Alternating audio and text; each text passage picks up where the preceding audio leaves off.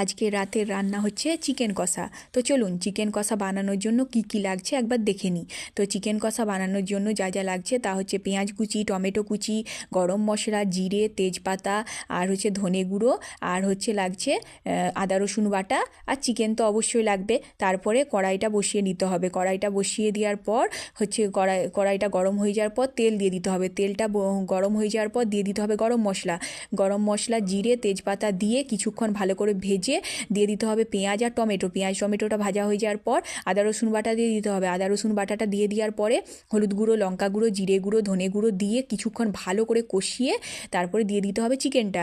তো চিকেনটা দিয়ে দেখুন ভালো করে কিছুক্ষণ কষিয়ে নাড়াচাড়া করলেই ব্যাস, কিছুক্ষণ নাড়াচাড়া করলেই তৈরি হয়েছে। আর পরিমাণ মতন লবণ দিয়ে আর একবার কিছুক্ষণ একটু ভালো করে নাড়াচাড়া করে হচ্ছে ব্যাস তৈরি হয়ে গেল চিকেন কষা। যদি ভিডিওটা ভালো লাগে অবশ্যই একটা লাইক করে দেবেন। আজকের মতন টাটা, আবার দেখা হবে পরের একটা ভিডিওতে।